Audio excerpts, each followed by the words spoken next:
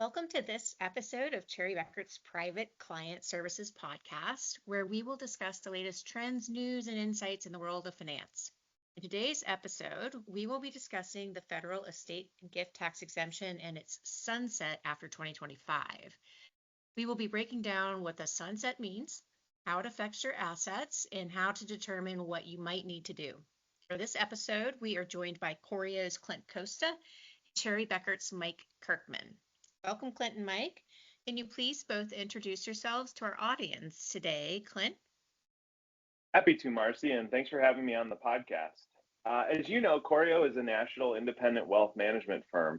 We provide customized financial planning and investment management services to our clients. At Corio, I'm the senior wealth strategist. Within that role, I leverage my 15-year career as an estate and tax planning attorney to work with Corio advisors to help our valued clients have proactive conversations and hopefully make it easier to take action on their estate and tax planning. Great, thank you, Mike. Thanks, Marci. Appreciate you having me. And Clint, always a pleasure to be with you on the podcast. I'm a tax partner with Cherry Bekaert. We are a national CPA and advisory firm. My role with the firm is the national leader of estates, gifts, and trust practice. I've been in this sandbox for over 35 years, and I work with entrepreneurs and families on various income tax and estate and financial planning matters, as well as asset protection strategies. Great. Thank you both. We have the experts in the room today. Clint, we're going to start with the basics. Can you just give us a short explanation of what we mean by the sunset of the federal estate and gift tax exemption? I'm happy to give it a try, Marci.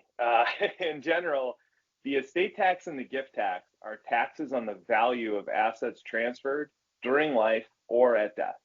But these taxes should only apply if the value of assets transferred exceeds an exemption amount. The exemption amount is set under the tax code.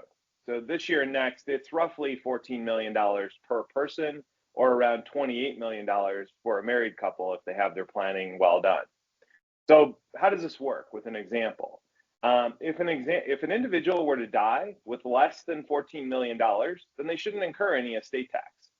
If an individual dies with more than $14 million, then the estate tax probably applies to the value of their assets above $14 million at a 40% rate. Okay, so that's the estate tax. Instead of waiting until death, individuals can make lifetime gifts under about the same basic rules. So the exemption is unified for both kinds of transfers. That means that any amount of exemption used for lifetime gifts reduces the available exemption left to use at death. All right, so that's the estate and the gift tax. Now to the sunset. The sunset is the term we're using to refer to the fact that the tax code requires that this exemption, that $14 million, has to be cut in half after 2025. That's baked into the law right now. The tax code and the regulations also say, though, that if you use your exemption before the end of 2025, you lock it in. But if you don't use it, you lose it. Gotcha. Thank you. That was great. Let's go over to Mike. Mike, how can people determine if they might want to use this additional estate tax exemption that is set to expire at the end of 2025? Yeah, I think first you've got to determine what planning has been done to date. Many of our clients have done prior estate planning. Many have waited and are kicking the can down the road. But first, you've got to determine what's been done to date and review an individual's net worth summary or a personal financial statement just to see if they're even in the threshold of hitting the 14 million or the 28 million, or if the sunset's going to throw them into a taxable estate situation. And then, after you determine where the impact may be, you start looking at if there is an impact, what type of assets are going to be best to make certain transfers. And usually when you start giving away assets, clients start to pause and say, well, I've worked really hard for these assets, and now I'm having to give them away. And that can become an obstacle in estate planning. But I'll just say this without getting into a lot of details. There are a lot of strategies that allow an individual to utilize the current high exemption amount while maintaining a certain level of access to the asset transferred. So it gives them the feeling as if they really haven't given it away, even though legally they have, and they've removed it from their estate. So there's a lot of strategies out there that can provide clients with a lot of comfort. Thank you. So a client may have an estate between $7 and $14 million.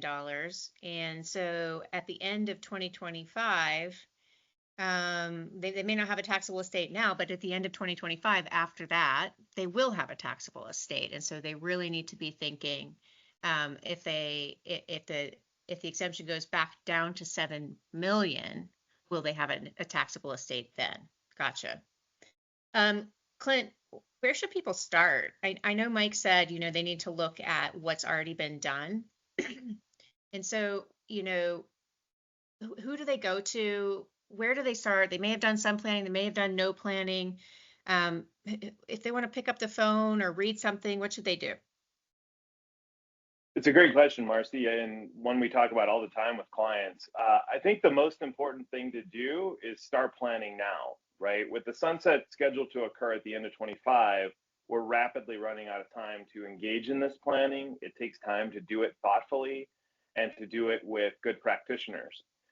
We're also starting to run out of time, or really are running out of time, to use 2 tax years. So we have 2024 and 2025 if we need 2 tax years, and that can be important for some situations.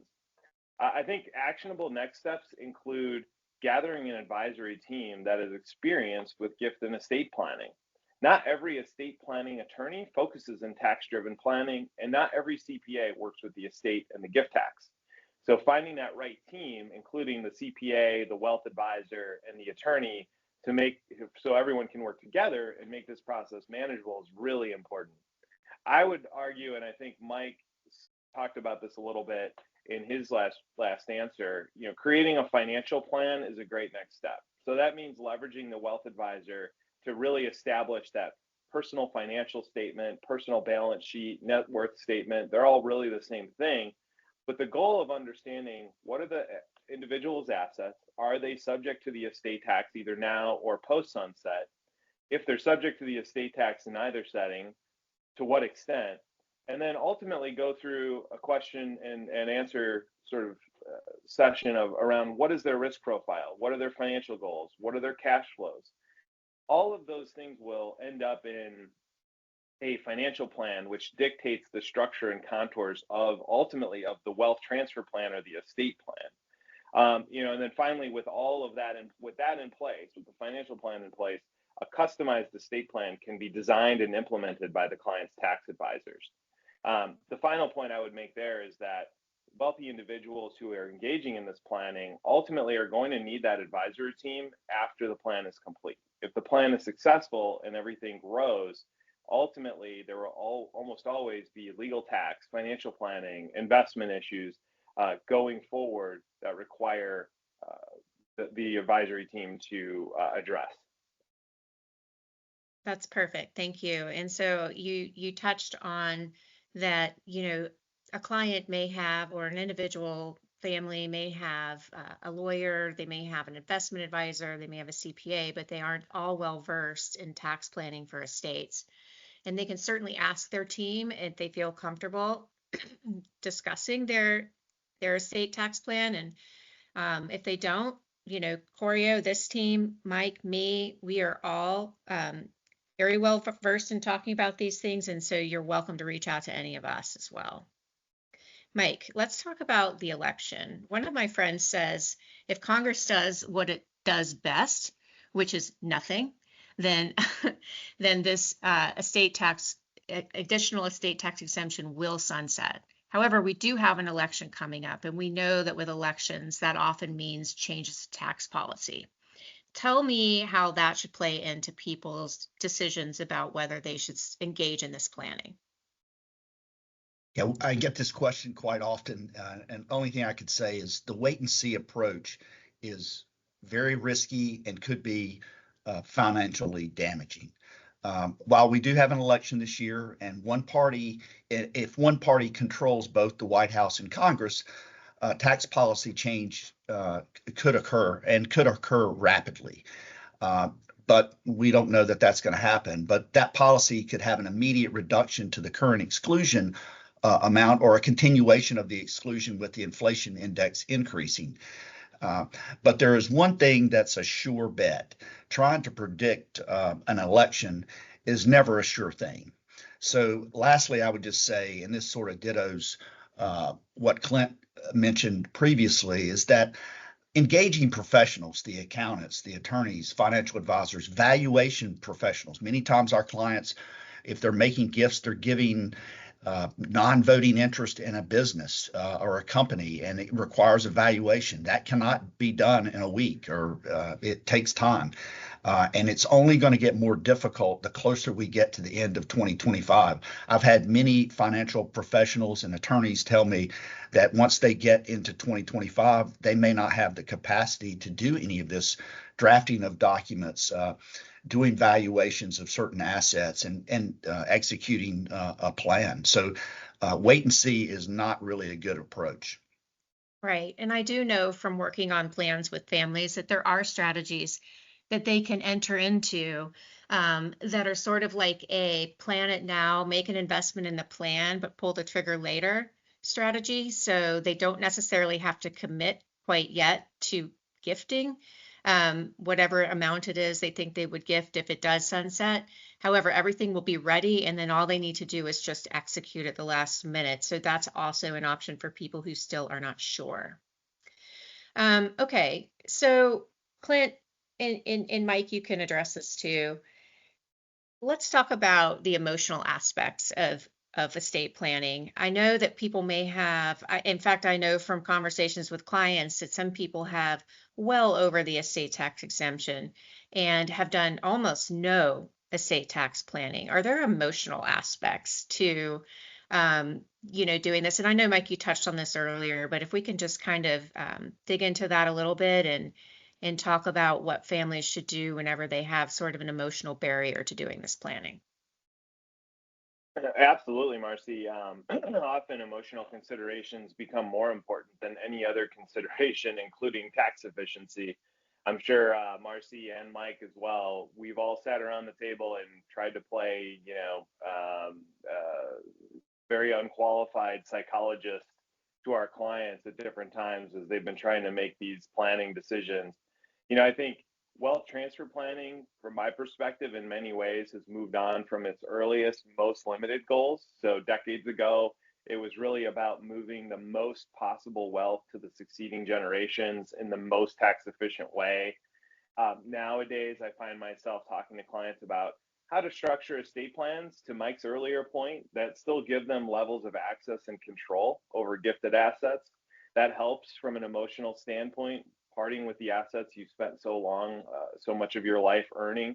I think clients are also really, really concerned about giving their descendants too much money too quickly, and ultimately discouraging whether it's children or some other succeeding generation from becoming productive citizens and being educated and working hard.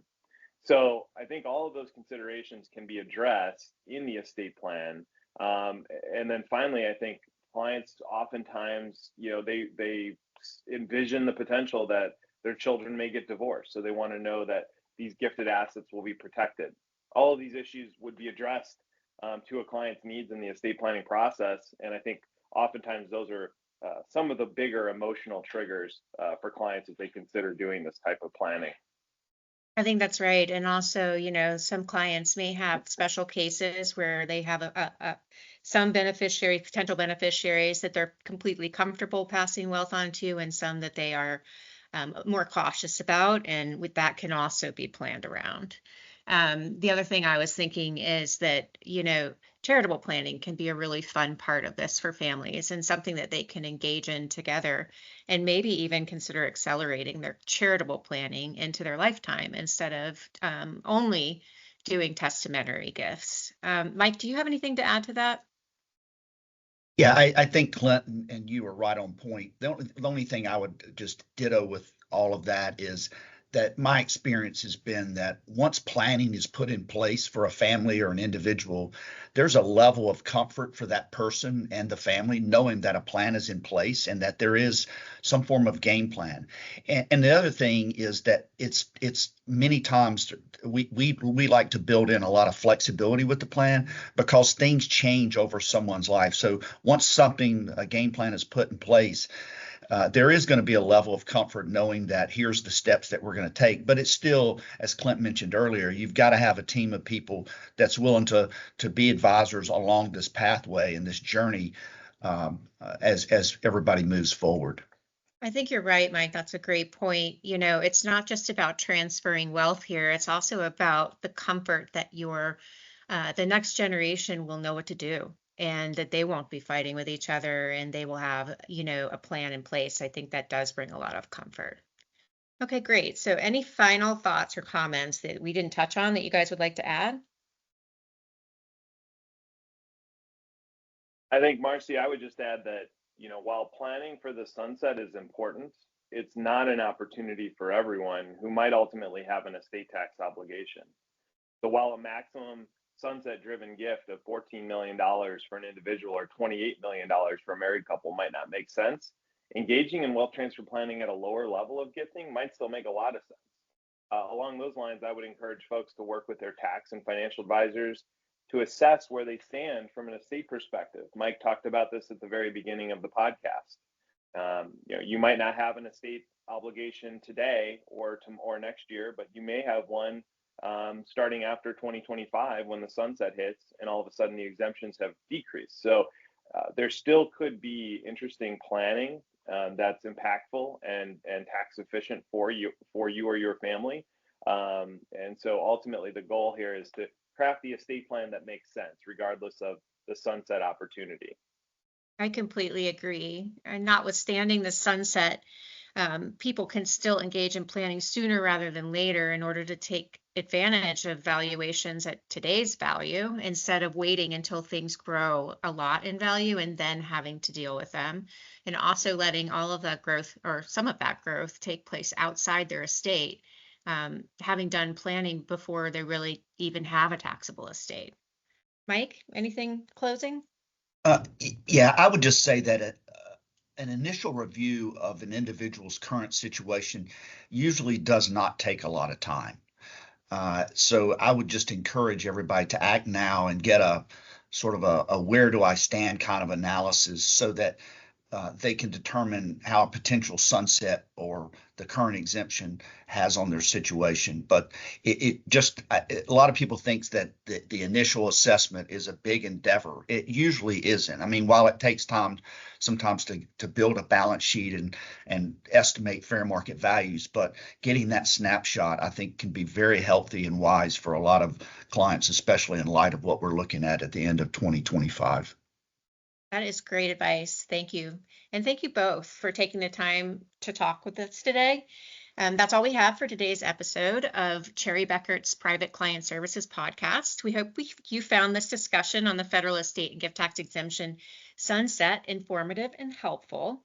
And remember, you need to start planning now if you intend to take advantage of the increased estate tax exemption that's set to sunset at the end of next year. If you have any questions or would like to learn more about estate planning, please feel free to reach out to us. This team and others at Cherry Bekaert and Corio are very well versed in these topics. Thank you.